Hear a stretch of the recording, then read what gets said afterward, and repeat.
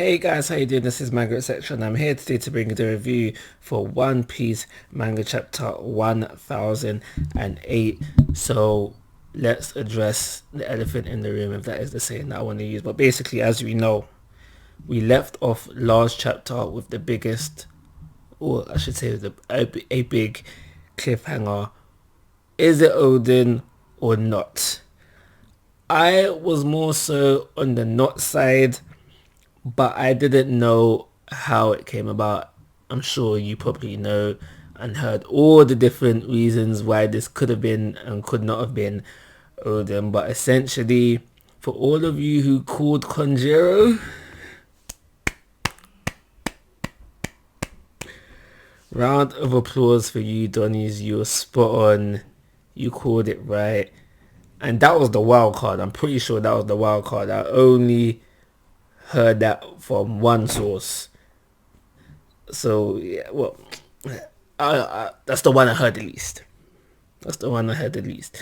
And yeah, so congrats to all you guys who called that out. Yeah, that was a good call. But yeah, so we have Odin there trying to convince the scabbards of, it's me kind of thing, trying to catch them off guard so he can attack. And then only one of them was able to see that, this is not Odin, this is not our boy. Guys, don't be fooled. It's not come to your senses kind of thing. And so basically the beginning scene is Kanjuro pretending to be Odin, trying to catch them lacking, to kill them off. He fails, but it's not a complete fail. Because as we see, Ashura Doji, who was on point the whole time, realizes it wasn't Odin and is able to help protect his friends so they can move on and continue their little mission that they are on. And now he tanks. No, wait, sorry. There's an explosion. Ashura Doji's into the explosion. Do I think he's dead? No. Do I think he's dead? No. We have seen people take worse and come up, brush their shoulders off and carry on with their damn day.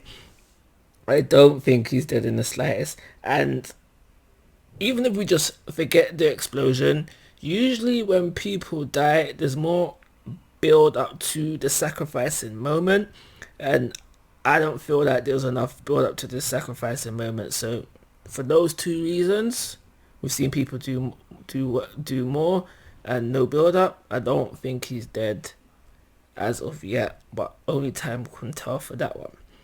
So in hops in Jack,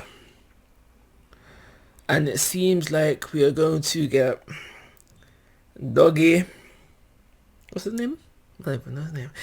Versus Jack free. If it is free, the amount of times they are fought right now, it's probably on a million. But they are going to fight. Neko won't be joining, which I'm kind of disappointed about. It's been like a Neko dog thing for a while, so I thought that Neko should have been there as well. But they're gonna fight, maybe for the final time, and everything could be wrapped up there. As of with Orochi, who was in the chapter as well, he is not dead. Surprise, surprise.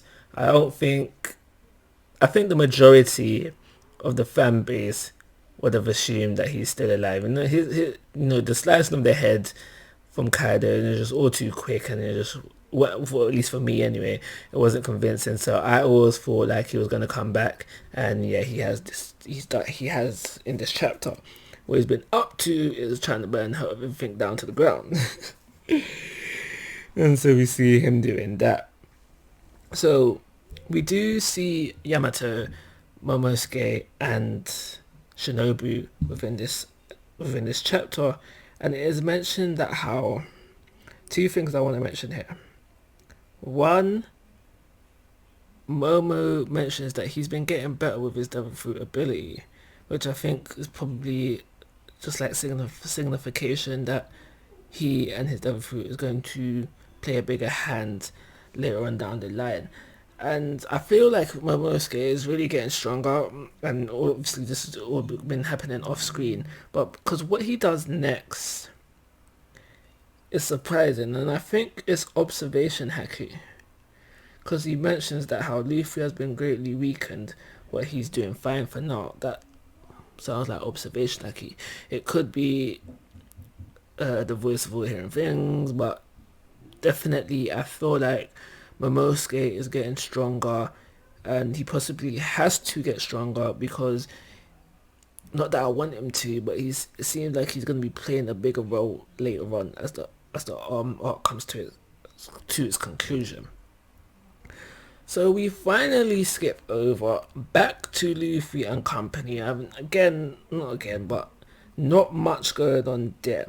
We don't get to see none of the fight. They're really just having a moment where they catch their breath. I guess the fight will continue on again next chapter. But what's good about this bit is that we finally get a look at Kaido's hybrid form. And now, I'm not gonna lie to you. It was not worth the wait. I'm not gonna lie to you, it was not worth the wait, especially not for me. It just looks like, I was expecting something completely amazing. This is Kaido's hybrid form, which has been hidden for so long, so I was just expecting something completely amazing. And for me personally, it just looks like your standard bog-stead hybrid Zoan form. Sorry if that is not what you wanted to hear. If you like it, that's you, that's good for you. But yeah, that's my opinion on it. So the fight should continue next chapter, so looking forward to that.